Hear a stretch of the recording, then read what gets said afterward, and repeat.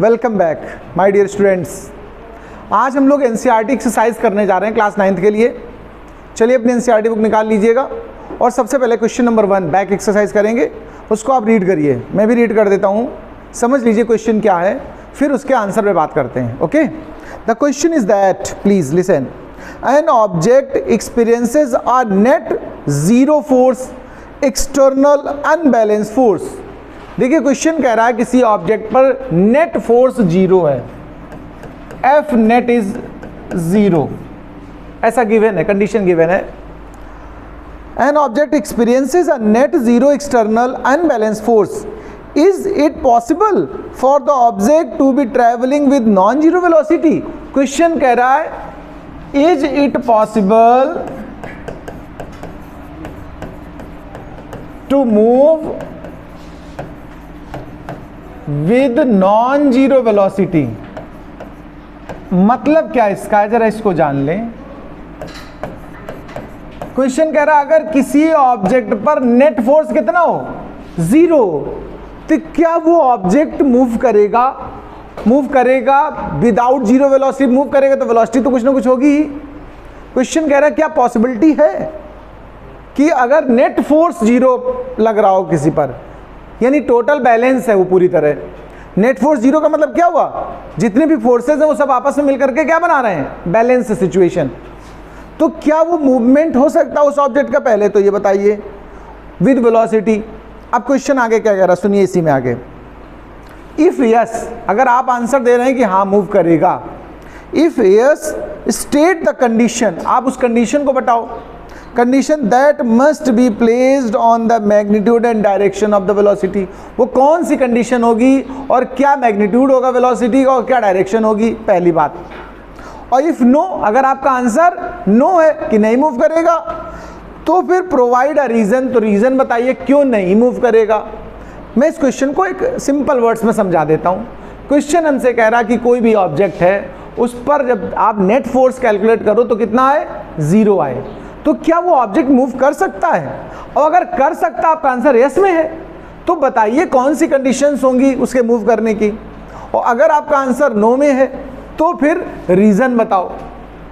तो आपको क्या लग रहा है, अगर नेट फोर्स जीरो है तो क्या ऑब्जेक्ट मूव करेगा?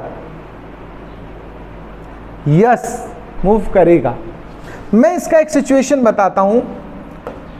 देखिए ब्लैक चूज हो गया, हटाओ इसको, कलर लेते हैं थोड़ा सा, कुछ वाइट लेते हैं। ओके, अच्छा समझ गए बात आप, ठीक है। एक वाइट हम बना रहे हैं, ये सर्कल है। मेरी बात को ध्यान से सुनिए। आपने देखा अर्थ हमारी सन के चारों तरफ रोटेट करती है, जानते हो कि नहीं जानते हो, बताओ। अगर हम यहां पर सन लेट कर लें, सपोज करिए this is the position of sun, और ये हमारी जो चारों तरफ रोटेशन में, इसको हमने क्या लेट किया है, अर्थ। आप पहले ये बताओ क्या अर्थ पर कोई अनबैलेंस फोर्स काम कर रहा है क्या? अर्थ पर कोई अनबैलेंस फोर्स काम करता है क्या? अगर अनबैलेंस फोर्स काम करता, बाय द वे, तो अर्थ अपने फिक्स ऑर्बिट में नहीं रहती। जिधर उसका फोर्स एक्स्ट्रा होता, अनबैलेंस माने किसी एक डायरेक्शन में ज्यादा फोर्स, तो वो अर्थ उस तरफ मूव कर जाती। अर्थ हो या जितने प्लैनेट्स ऐसे रिवॉल्व करते हैं ना, उन पर हमेशा ध्यान रखिएगा नेट फोर्स कितना होता है, जीरो। कितना होता है? एक फोर्स अंदर को काम करता है, एक फोर्स बाहर को काम करता है। अंदर वाले फोर्स को सेंट्रीपिटल कहते हैं, मैं पढ़ा चुका हूं ये बात। सेंट्रीपिटल फोर्स कहते हैं जो अंदर को काम करता है, और इसको बैलेंस करता है बाहर की तरफ सेंट्रीफ्यूगल फोर्स। कौन सा? हाँ, मतलब मैं सिर्फ याद समझाना चाहता हूं कि जब सर्कुलर मोशन हो रहा हो, जैसे एग्जांपल में किसको ले लो आप, motion of earth around the sun, तो यहां पर नेट फोर्स जीरो होता है, लेकिन वेलोसिटी भी होती है, और वेलोसिटी कैसी होती है, टेंजेंट में। तो सुन लीजिएगा, एग्जांपल से इसको हम सेटिस्फाइड करेंगे। पहले तो कहेंगे yes, motion is possible, motion is possible with non zero velocity. एक तो आंसर हमारा ये हुआ। क्वेश्चन हमसे पूछा था कि यस या नो, जो भी आपकी कंडीशन हो, तो हमने क्या बोला आपसे कि हाँ पॉसिबल है नेट फोर्स जीरो होने के बावजूद। उसकी कंडीशन और डायरेक्शन बतानी थी, तो हम कहेंगे एग्जाम्पल के साथ, the earth rotating around sun have no unbalance force. No unbalance force का मतलब नेट फोर्स जीरो, आप ब्रैकेट में लिख सकते हो नेट फोर्स जीरो, ठीक है। अब इसकी वेलोसिटी भी इसमें है, नहीं वेलोसिटी, और इसमें डायरेक्शन भी है वेलोसिटी की, तो velocity directed eight tangent of path, ये पाथ की टेंजेंट पर, देखो टेंजेंट तो सुना होगा आप लोगों ने कभी नाम, ऐसे एक लाइन ड्रॉ करते हैं, इसको क्या बोलते हैं, टेंजेंट। ये वेलोसिटी डायरेक्शन वेलोसिटी की किस तरफ होती है, टेंजेंट में। जैसे हम अर्थ यहां पर ले लें, अगर यहां अर्थ लेंगे तो टेंजेंट हमारी कहां बनेगी, ये, तो यहां वेलोसिटी ऐसी होगी। अगर आपने अर्थ की पोजीशन इस जगह इमेजिन की है तो वेलोसिटी कहां होगी, इस डायरेक्शन में। अगर हमने अर्थ को यहां लेट किया हुआ तो वेलोसिटी की डायरेक्शन, ये हमेशा सर्कल की tangent he direction of velocity होगी। ये इसको नोट कर लीजिए, पहला क्वेश्चन हुआ एनसीईआरटी का। चलिए, ये क्वेश्चन नंबर 1 हो गया हमारा एक्सरसाइज 9 का। अब हम क्वेश्चन 2 उठा रहे हैं, जरा इसको सुन लीजिए क्वेश्चन क्या है, और फिर मैं उसके सोल्यूशन पे बात करूंगा। आइए क्वेश्चन नंबर 2 देख लेते हैं एनसीईआरटी की एक्सरसाइज 9 का। Question is that when a carpet is beaten with a stick dust comes out of it, explain. देखो एक बात समझना, एक कारपेट है, कारपेट में बहुत सी डस्ट लगी होती है। क्या लगी होती है, पहले तो कारपेट बना दी हमने, ये कारपेट है मेरी, इसमें बहुत सी डस्ट चिपकी रहती। डस्ट हम ले लेते हैं दूसरे कलर से किसी से, ये सब डस्ट के पार्टिकल्स हैं। क्या है, इसमें सब डस्ट पड़ी हुई है। अब आप जब डंडे से हिट करोगे, इसको स्टिक से पीटोगे, स्टिक उठा लेते हैं कोई, चलो बढ़िया क्वालिटी की स्टिक, इस स्टिक से हम इसको हिट कर रहे हैं। ये क्या है, हमारी एक स्टिक है, स्टिक, इससे हम लोग हिट कर रहे हैं, ठीक है। When a carpet is beaten with stick all dust particles are drop down. देखो डस्ट ऐसे ऐसे नीचे गिरने लगती कि नहीं गिरने लगती, बताओ भाई, ऐसा क्यों होता है। मैंने आपको टॉपिक कुछ डिस्कस किया होगा, किसी के मन में आ रहा है ये वाली बात, डस्ट क्यों गिरने लगती, बताओ बाहर।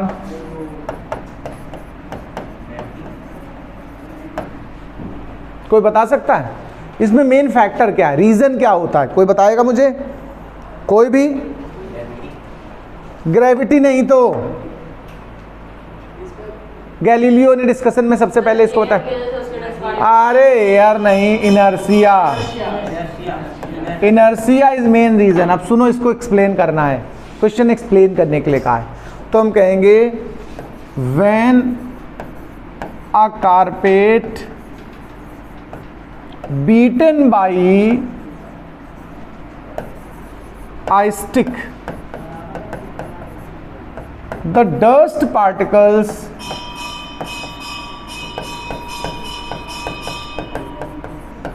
fall down या comes out, जो भी कह दें। जब हम ऐसे लिया और ऐसे पीट रहे हैं तो क्या होगा, डस्ट नीचे गिरती कि नहीं गिरती है। रीजन क्या है सुन लीजिए, हमने कारपेट को पकड़ रखा, सपोज करिए होल्ड कर रखा है, तो अभी इसकी सिचुएशन क्या है, मोशन में है या रेस्ट में है, it is at rest with respect to my hand, okay. When we beaten the carpet by the stick it becomes in motion, but due to inertia every object opposes to change in its state of rest और state of motion. अगर कोई object rest में है तो rest में रहना चाहता है, और मोशन में है तो मोशन में रहना चाहता है। अब आपने जब पीटा तो कारपेट तो मोशन में हो गई, बैक हो गई, लेकिन जो डस्ट पार्टिकल्स हैं वो रेस्ट में ही रहना चाह रहे हैं, यानी उसी जगह रुके हुए हैं। अब कारपेट पीछे चले गए, डस्ट पार्टिकल बाहर आ गए, इसलिए वो नीचे गिर जाते हैं, अलग हो जाते हैं। बात समझ पा रहे हो। तो इसमें मेन फैक्टर क्या आपको डिस्कशन में लिखना है, ड्यू टू द इनर्शिया। अरे बस वाला या पेड़ से मैंने फल तोड़ने सिखाए थे, मैंने कहा फ्रूट्स अगर हम तोड़ते हैं, दाल को पकड़ा आपने, अब फल नीचे को हैंग है और वो रेस्ट में, आपने ब्रांच को पकड़े धक्का दिया तो ब्रांच मोशन में आ गई कि नहीं आ गई बताइए, और फ्रूट उसी जगह रेस्ट में बना रहा या रहना चाहता है, तो रेस्ट में रहेगा, ब्रांच उधर चली गई, फ्रूट यहाँ रह गया, बट्टे से गिर गया नीचे। बोलो, जो ज़्यादा अच्छे से चिपके होते हैं फ्रूट्स वो मोशन में आ जाते हैं साथ में, फिर हम उसको वापस खींचते हैं ब्रांच को अपनी ओर, और वो उधर जा रहे होते हैं और ब्रांच हमारी तरफ आ रही होती है, तो इसलिए वो गिर जाते हैं। कुछ और ज़्यादा अच्छे से स्टिक होते हैं, वो साथ में मूव कर जाते हैं, तो हम बार बार कभी ब्रांच को लेफ्ट राइट अप डाउन ऐसे करते हैं, तो बेचारे आखिर में वो परेशान होकर के कहते हैं अब हम गिर ही जाएंगे। ठीक है, ये सब किस वजह से हो पाता है? इनर्शिया की वजह से। तो हम इसको एक्सप्लेन करने की बात आई, तो पहले तो मैंने लिखा क्या, when a carpet beaten by stick the dust particle fell down या goes out due to the inertia. अब इनर्शिया की वजह से कैसे, तो हम कहेंगे we know that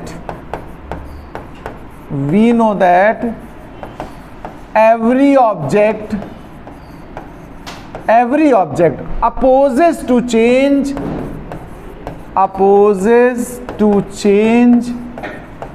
in its state of rest और मोशन। हर ऑब्जेक्ट अपने रेस्ट और मोशन की स्टेट को चेंज होने का अपोज करता है। हमने जब बीट किया तो carpet becomes in motion but dust particles remains in rest, so they comes out. When carpet is beaten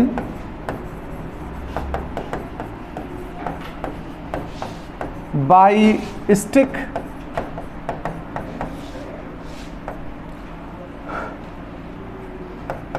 it moves back,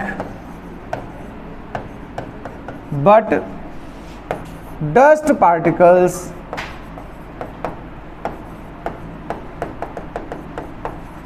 remains in rest at same point. So they comes out.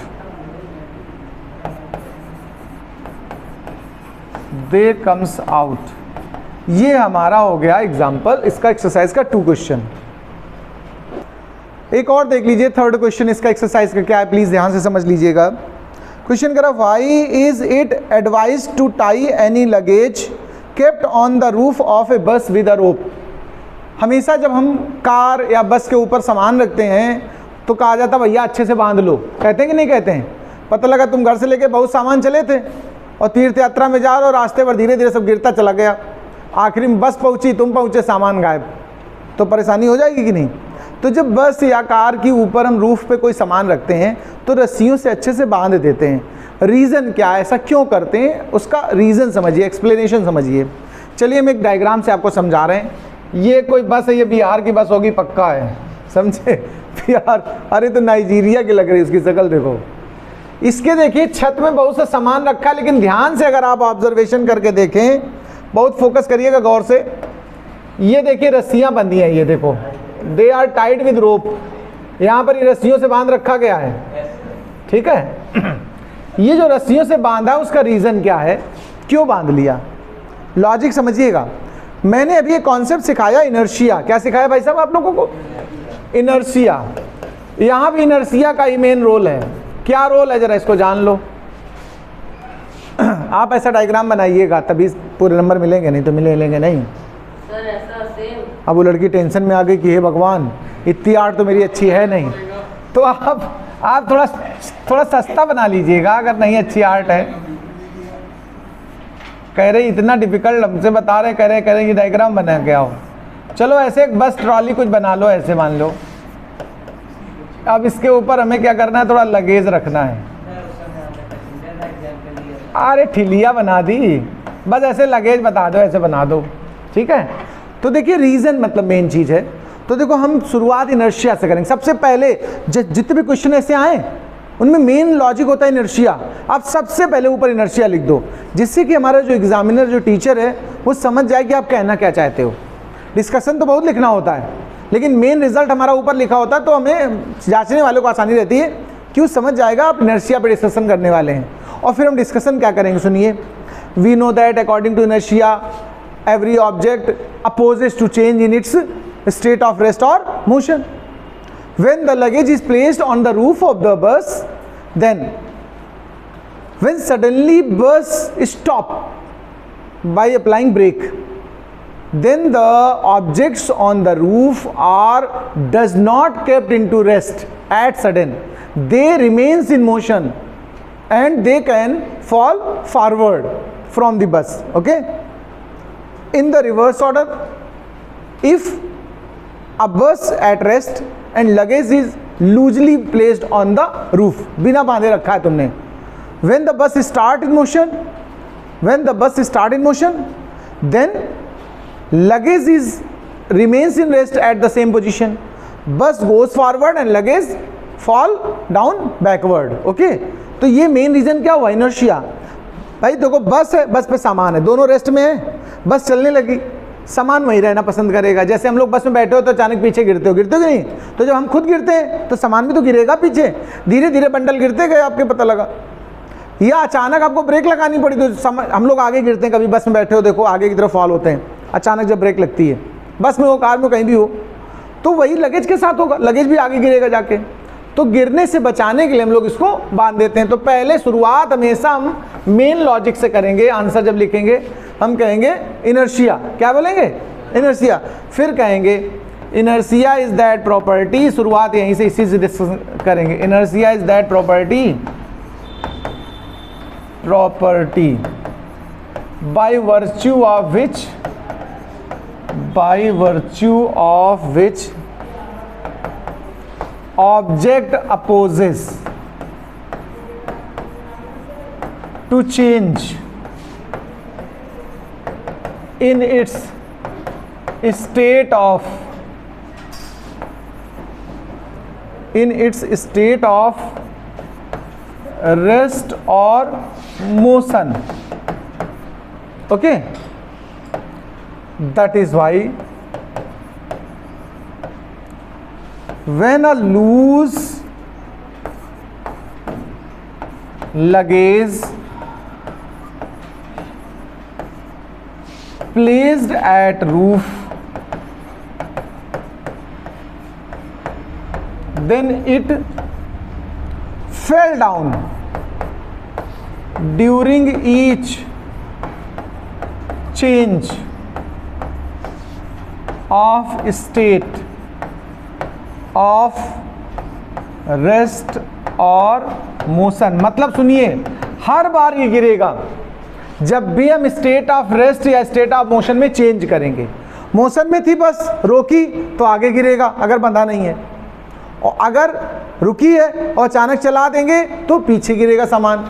मतलब गिरता रहेगा धीरे धीरे, आपकी journey पूरी होगी उससे पहले सब सामान आपका गिर के बेकार हो जाएगा. ठीक है, तो बस गिरने से बचाने के लिए, और रीज़न कौन है? इनर्शिया. हम अच्छे से बांध लेते हैं.